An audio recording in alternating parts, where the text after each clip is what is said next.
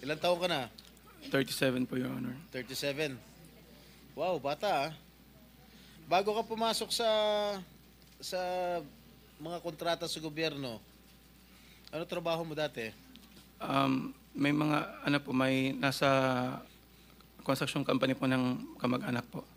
Kamag-anak mo? Gaano kalapit yung kamag-anak mo? Tatay mo ba yan? O pinsan? Tsuhin? Mga kamag-anak lang po, tita po. Kaya nga, sino nga ang kamag-anak? Wala namin kamag-anak. Tita po. Ha? Mga tita po. Tita mo? Po. Nasa construction business? Opo. Tinuruan ka? Naglayasan po muna po. Ha? Layasan po. Ano Your Honor. yung mga proyekto mo? Ano mga nakuha mo proyekto rito sa DPWH? At saan?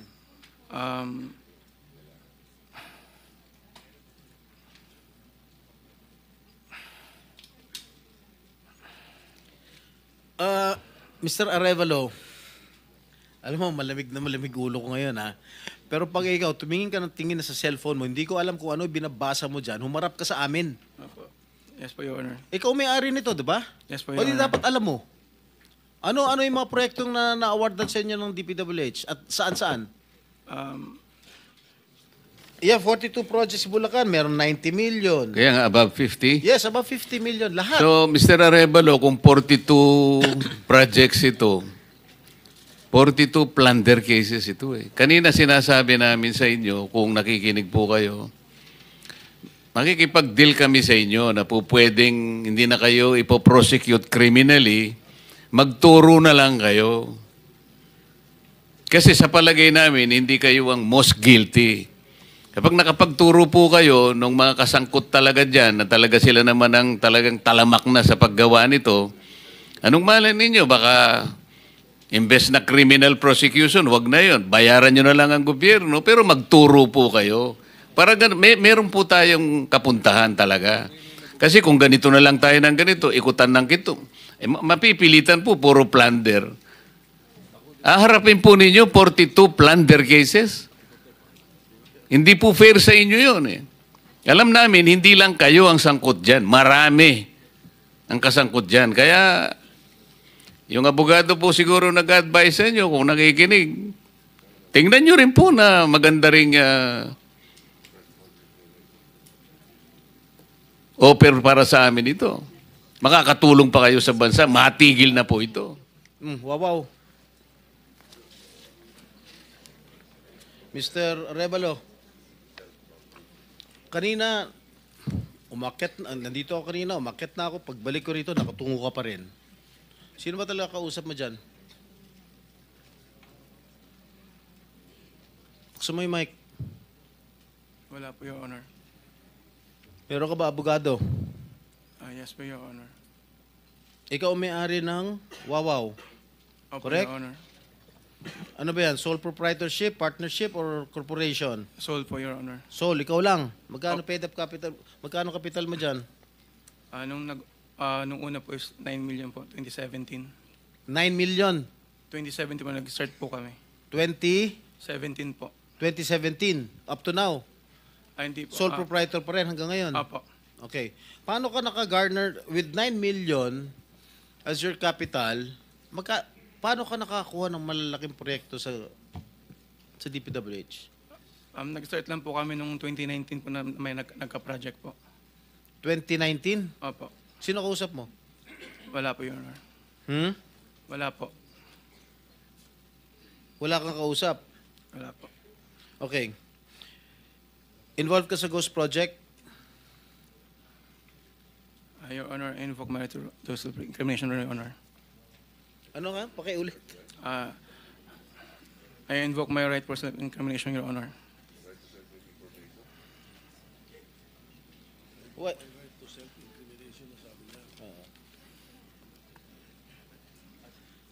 Senator Jinggoy. Malinaw ba Mr. Chair. Pwede bang... linawin muna natin yung sinabi kasi ang narinig ko, I invoke my right to self-incrimination. Against incrimination, Your Honor. Against eh. Plus, Mr. Chair, dapat tumingin ka rin sa nagtatanong mo, Mr. Wow. Ayaw ba tumingin sa amin? Huwag kang kausap Yuko mo. ka na, yuko dyan. Lamesa yung kausap mo eh. Senador yung nagtatanong sa'yo. harapin mo rin. Thank you, thank you. Anong pangalan mo? Arevalo. Mr. Arevalo, meron kang abogado? Yes po, Your Honor. Is he here? He can give you legal advice. Yes po. Nandiyan ba abogado mo? Nasaan ang abogado mo, Mr. Arevalo?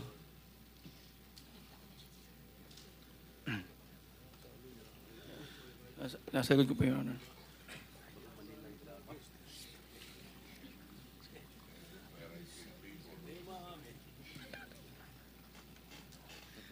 Hindi po.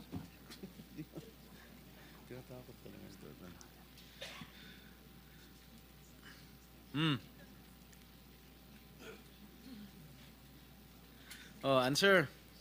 Teka muna, so may in-advisean ka na ng abogado mo, ha?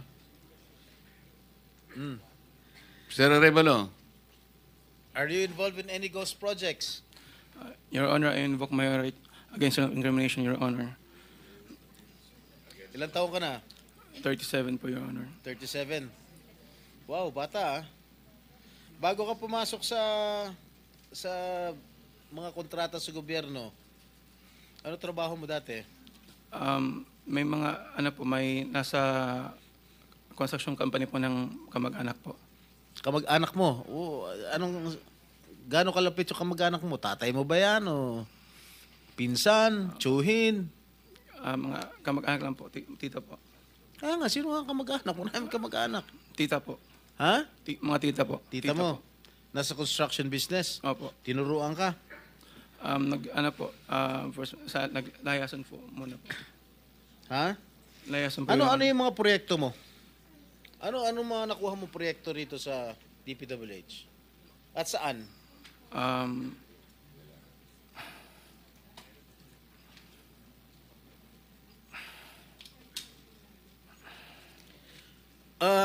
Mr. Arevalo, alam mo, malamig na malamig ulo ko ngayon ha.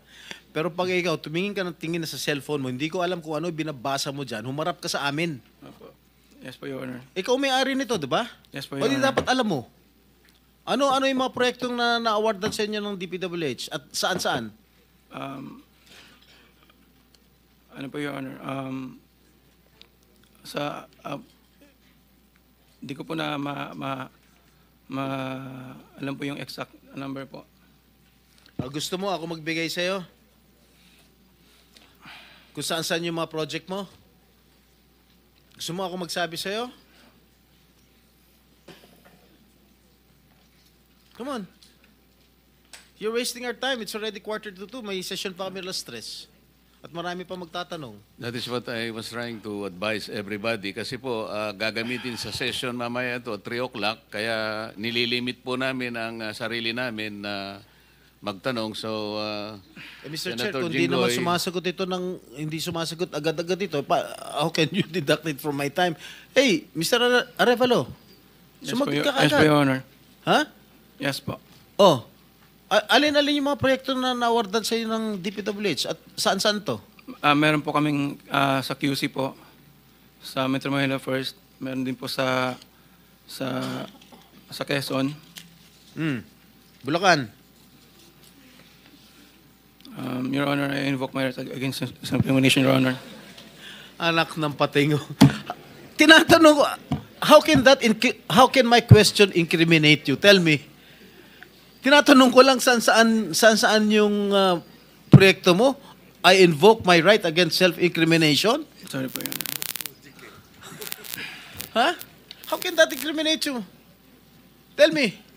Pinapainit ng ulo namin dito eh. may incriminate siya kasi nga, hindi niya may tuturo ko siya dahil ghost project siguro. Oh, Dahil po may mga usapin na na may mga allegation po na mayroon nga pong anomalya. Kung magsasalita po ako, pwede po magamit laban sa akin. oo nga. Simple lang naman. Wala na ako tinatanong sa'yo kung ano. Tinatanong ko lang, saan itong mga proyektong na-awardan sa'yo ng DPWH. Ang dami mong binanggit na probinsya. Quezon. Ano pa? Ano binanggit niya? QC. Karamihan ito, Bulacan eh. Ba't di mo mabanggit ang Bulacan? Ha? Meron ka pa nga San Juan eh. Hindi po binabanggit eh. Ha? Metro Manila First po yun, Your Ano? Honor. Sa Metro Manila First po yun, Your Honor. Metro Manila First? Yes po, sa Nuwan po. Oh. Yun po yung pinakuha namin project 2019. Sige. Yung Bulacan, meron ba? Sagot.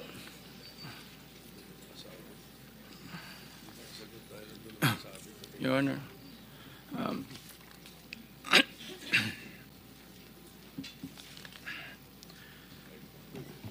Uminom ka ng tubig.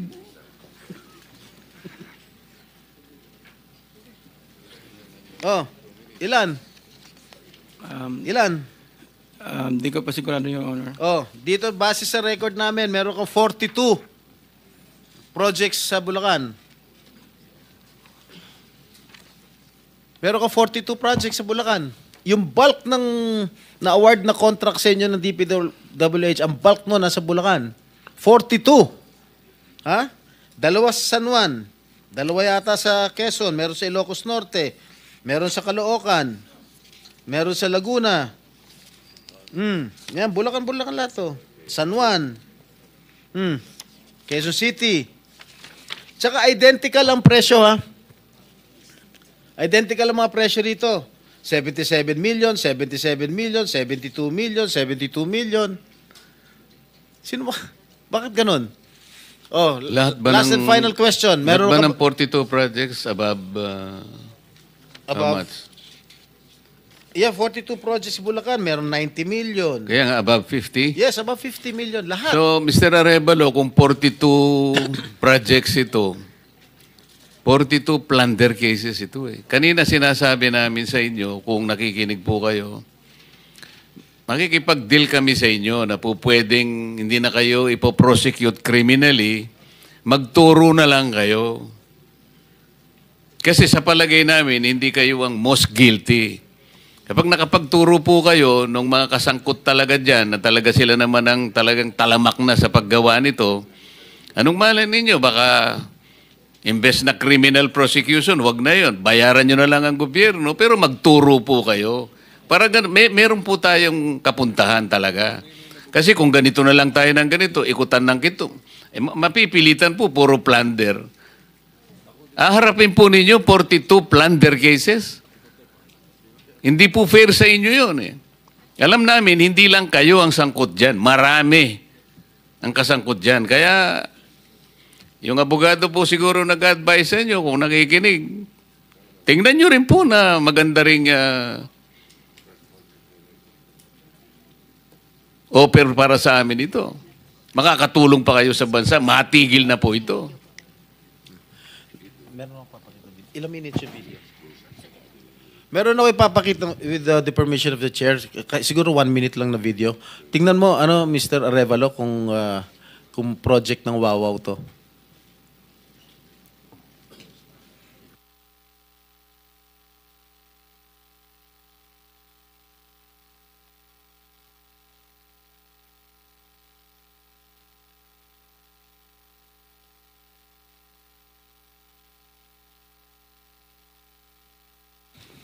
Familiar ka dito? Familiar ka, Mike? Hindi po, Your Honor. Hindi. Hindi ka nga talaga magiging familiar dahil ghost nga. Tama? Yan. Ang nakalagay dyan sa report, completed. Nakakubra ka na. Nabayaran ka na ng gobyerno. Pero, hindi pa completed. Tama ba, Ms. Cabral? Are you aware of this? Ngayon lang po na nakita yung video, Your Honor. Na hindi kompleto, di ba? Pero bayad sila. Wala po akong nakikita. Sa Hagonoy, Bulacan. So, hindi mo alam, Mr. Arevalo? Ngayon ko lang din po nakita yung video. Ngayon ko lang din po nakita yung video, Your Honor. Oh, talaga hindi mo makikita dahil hindi mo naman alam. Kasi nga ghost. Di ba? Alam mo, nag-iisip na ako kung isa-cite kita yung contempt dito eh. Huwag mo lang ako subukan, please. Okay, babalik ka kita next hearing Miss Sara. Mr. Chair, with the indulgence of the SP Pro Temp, interjection. Yes, Okay, please. provided it's very brief kasi Yes, kulang very na po brief, tayo Mr. Chair. sa panahon. Opo, very brief lang. Sabi nyo kanina, and salamat po sa SP Pro Temp at Mr. Chair. Sabi nyo kanina, Mr. Arevalo, na meron din kayong mga proyekto, ang Wawaw, sa Quezon City sa pamamagitan ng Metro Manila First. Kasama po ba yon sa dalawa lang sa 254 flood control projects sa Quezon City na may koordinasyon sa LGU ayon kay Mayor Joy Belmonte? Yes po, Your Honor. Ayun yun. Yun din, Ano po yun, yung sa isa po, may letter na po dun for termination po. letter for termination. Yun ba yung sa Barangay Mariblo sa Quezon City? 2 pumping stations na nagkakahalaga na 282 million pesos na magkaharap? I-check, yun po, ang di ko po masagot, i-check po namin, Your Honor. Sige po, pakipaalam nyo sa komite namin sa pamamagitan ng aming chair. Salamat, Mr. Chair at SP Pro Thank Tem. you.